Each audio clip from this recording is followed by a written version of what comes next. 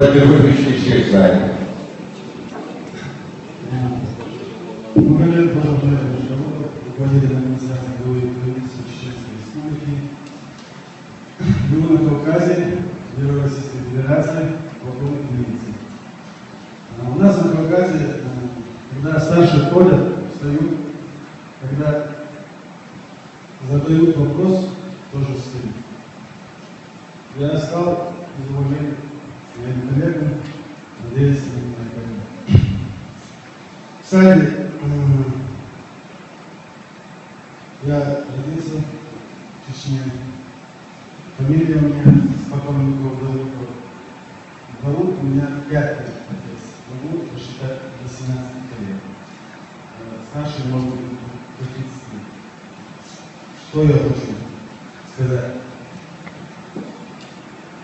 И вы извините меня. Столько много не напилось,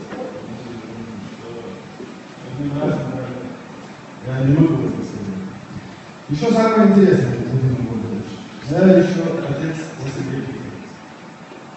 То есть у меня 8 лет. 4 сына, 4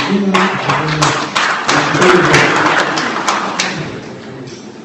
Владимир Владимирович, как вы знаете, в начале 90-х годов, благодаря, как можно сказать, продажной, предательской политике Кремля, чеченский народ, можно сказать, остался в хаосе, который создал искусственный свет.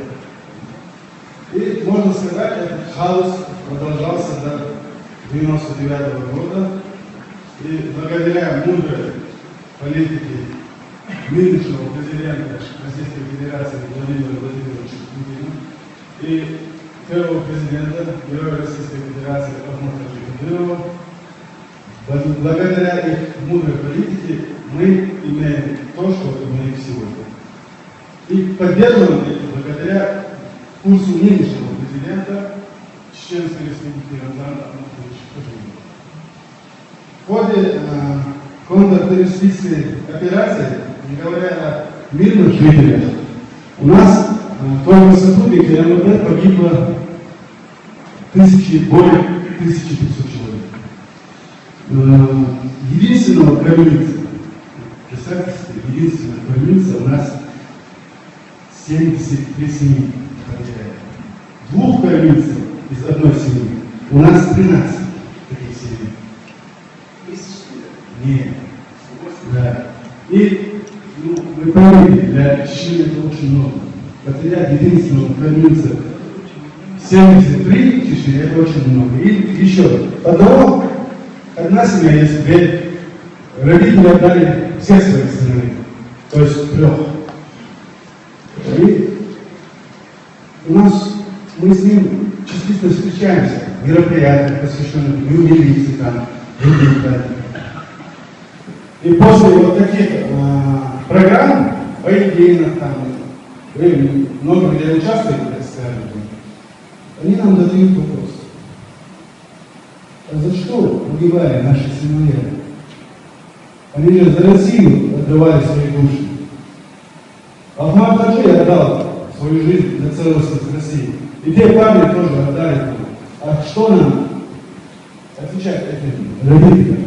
Да, мы тоже там сразу довольно, да, не воспринимайте всерьез там политический лом, там, авось там, пропущенный через лошадь. Нам приводится это как многим влиятельным политикам в России, тоже это повторяет. Владимир Владимирович, вы, какая ваша цель? Магомед, вопрос понятен. Спасибо. Я дослушаю. Конечно, не то вашей политики. Вот я лично, как представитель кавказской нации, чеченец, горжусь, что я чеченец, что я гражданин великой страны. У меня имя связано с Россией. Я защищал свою страну от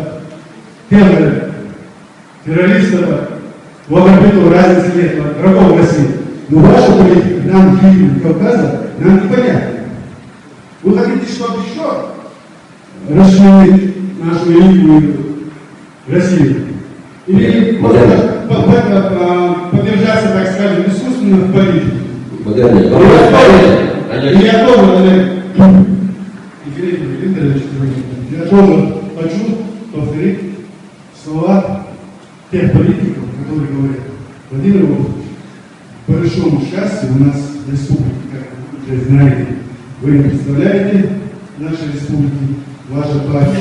То есть после ваших последних высказываний вы сами, мы не будем с этим товарищем, так скажем, дружить. И все жители Кавказа, дагестанцы, ингуши, чеченцы тоже считают, что ваша партия, руководители ваших партий, извините меня, овес, пропущенный через площадь. Спасибо. Ну, да, последний, оставляю, конечно, наверное, не В таком часть. формате никогда дискуссии не идут, понимаете? И никогда нельзя переходить на личные оскорбления. Если бы я имел эту передачу, я бы объяснял.